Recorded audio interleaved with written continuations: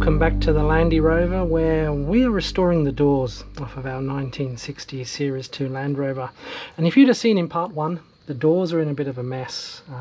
This is the top section that came off of the passenger side door, or the left hand side door, and I can see where the problem's been.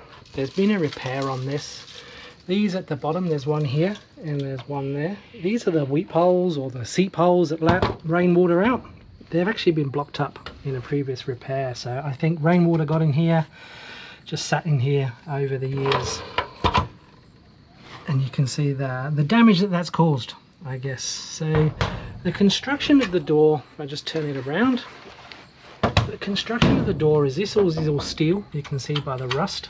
This section's steel up here, and then we've got the aluminium skin, comes underneath, wraps around and comes over, and I can see there's been a repair in the past. You can see this has been folded or unfolded and a new channel installed, and then there's just a few spot welds just down this side that's holding the channel in.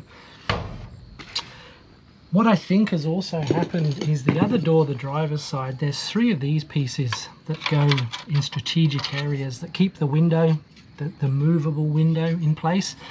This door only had 1, so the movable window was flapping around. It wasn't sealing properly, and that's also let the rain in as well. So this poor old door's been in the wars a bit.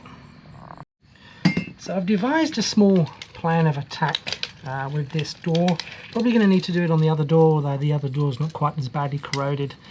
This side, or this channel, is about 1.5 inches in the old money. In metric, it's about 30 mil, and the depth, the depth's probably about 20 mil, perhaps a bit less, probably 1 inch, I guess, back then. What I've been able to find is I found 3 meters of this.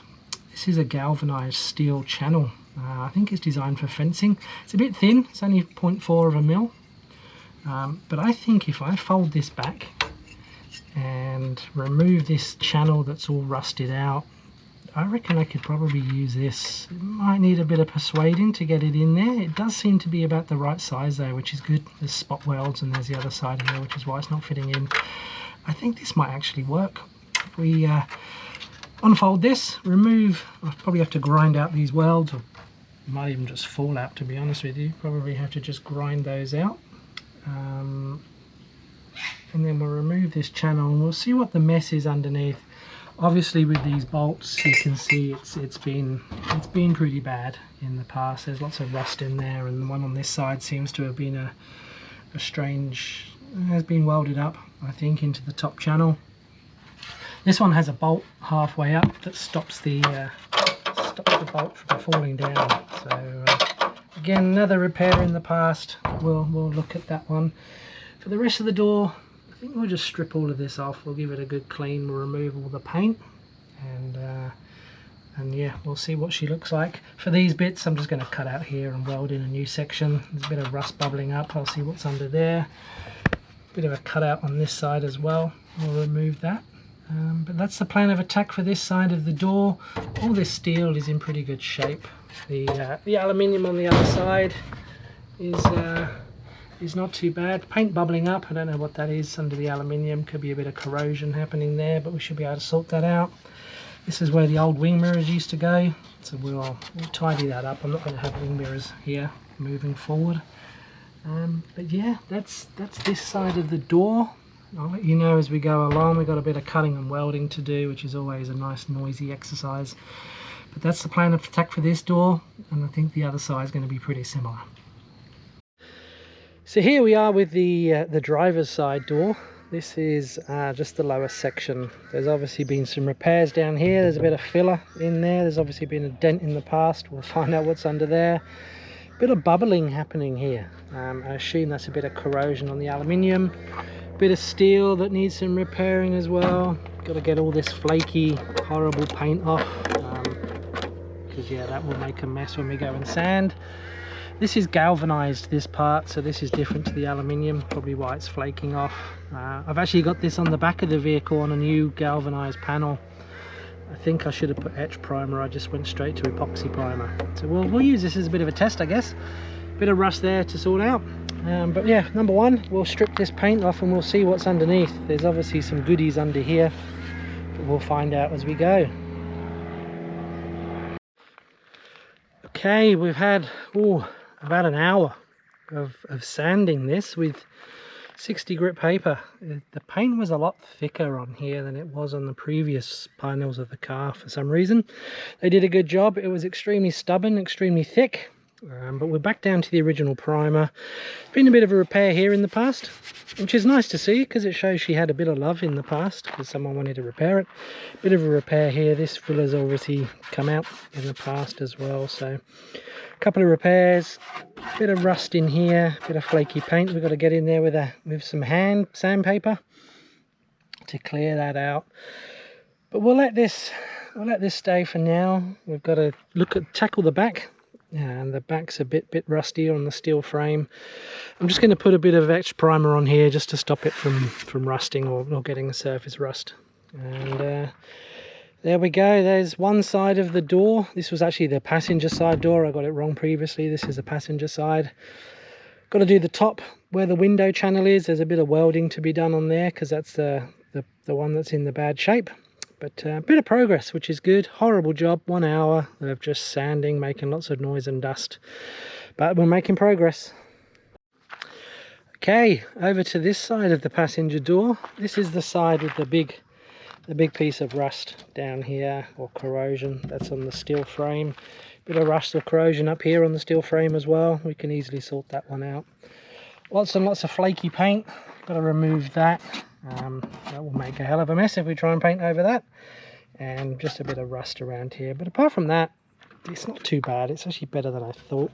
All this aluminium things for it. Could be for the door card that can go on these. I think I will do those though.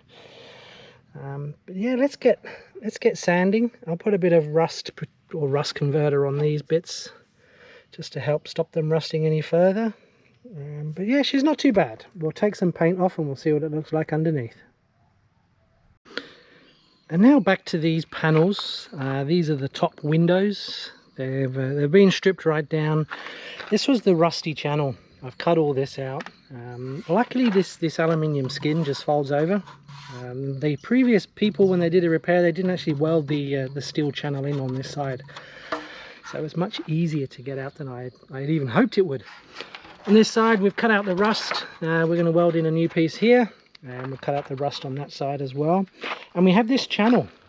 This is a galvanized steel channel. It's a bit thin, as I said before. It's about 0.4 mil, so not the strongest, but I think it will be a pretty good replacement. This is the side of the old channel. It's slightly smaller than the current one I have, so I need to get the angle grinder off and just trim off this 3 or so mil, perhaps 4 mil along here. Then in theory I'll be able to pop it in here, lift it up back up under the lip of the aluminium on this side, and then I'll just do a couple of spot welds along this side and a couple along this side just to make it super strong. That's the plan anyway. And then hopefully, yeah, the window channel's in, and then I'll just weld in these extra bits, give her all a good sand, and then she should be ready for epoxy priming. That's the plan anyway. And as if anything in Land Rovers or old cars, the plan doesn't always work. Down in this channel, I'm going to put a load of I'm probably going to do that bitumen paint, the real waterproof stuff that you put in gutters, just to stop this corrosion any further. I'm going to do a bit of rust converter first though, and then put some bitumen paint over there. Put the channel in, weld it all on. Mustn't forget these bolts. These are the bolts to secure it to the top of the door. I reminded myself just then that I mustn't forget these. I've got some M12 bolts. I don't know what that is in the Imperial size, but M12, 100 mil long. I think if I just weld those in, they should tighten up nicely on the door. But we'll do a dry fit first before I do any welding. That's the plan of attack anyway. First off, cut this. Second, put it in, give it a so that's the plan of attack. First off, we're going to cut the channel. We're going to then weld in some bolts, just do a bit of a dry fit on the door first. Then we'll put the channel in, we'll lift it up under this lip of aluminium, do some spot welds, weld in these extra side pieces that will rust that we've cut out, and then give her a good sand, and then she should be ready for epoxy primer. That's the plan anyway, the plan of attack. We'll see what happens. So for the bolts, I've used the M12s, as I said before. I did trim down a couple of M12 washers just to give it a bit more grip, and it lines up, which is a very good start. Anyway, the bolts are in 10 mil. Yeah, there's not a huge amount of gap on the thread. I did get some 160 mil, but they're down to here, so that's probably a bit too long. I reckon that's pretty good. It's just the rubber gasket goes in here. That shouldn't lift this up too much. Yeah, I think 100 mil threads are pretty good. M12 bolts. Okay, so the next thing, we're going to get the channel in. We'll then lift it up to try and get it under this lip, and then we'll get a bit of welding. This wet black stuff, that's bitumen paint. That's just to try and waterproof everything. I think that should work pretty well.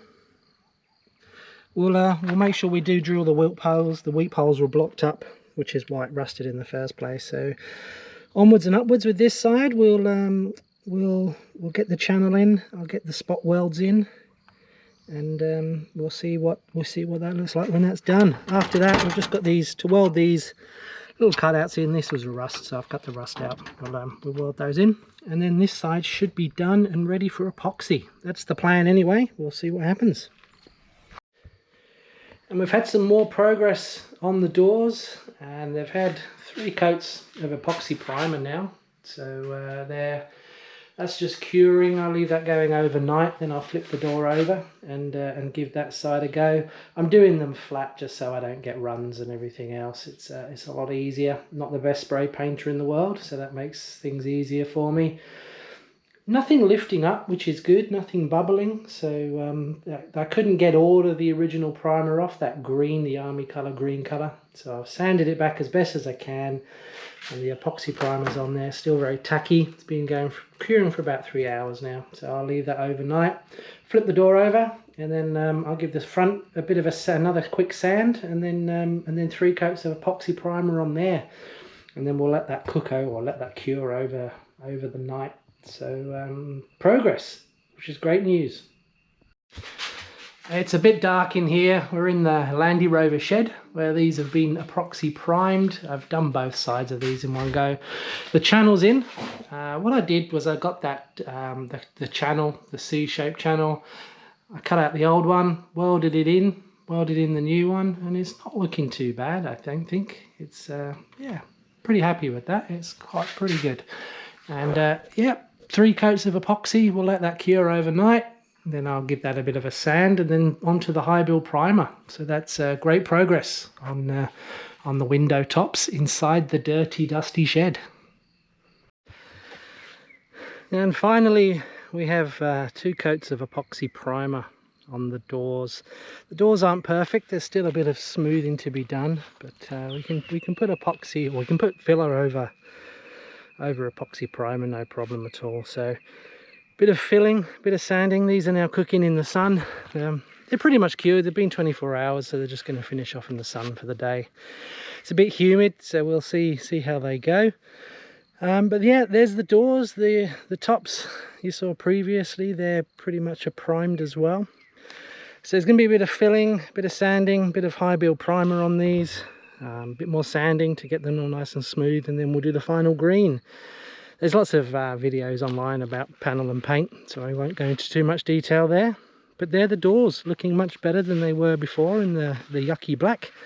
And they'll sit here for the day now in the sun cooking, just to hopefully cure that off. And whilst the doors have been curing, and between all the different types of paint, we've put some of the accessories on the Landy. We've now got wing mirrors, we've got the spare wheel holder, which is looking pretty ugly without a wheel on it. We've also got the bonnet catches on there, and I've done the front lights. Nothing's wired up yet, but that will be a next step. So thank you very much for watching this door restoration. Not the most exciting thing, it's actually been a horrible job. It's taken probably 3-4 weekends. I've still got another 2 weekends to go at least for painting them. But if you find these videos useful, hit the subscribe button, hit the like. We've got a few more things coming as we put this Land Rover back together again. And then hopefully we've got the electrics and then getting a roadworthy, which will be an exciting milestone. The bumper, that's going to be black. We'll do that last. Bit of repair on the back one to do. But no, that's it so far on the Land Rover. The doors are done, the car's coming together, and fingers crossed. We've got a bit more work to do on the wheels. They're going to come off, they'll be sandblasted, new tyres, and then hopefully roadworthy is the next step. Thanks for watching.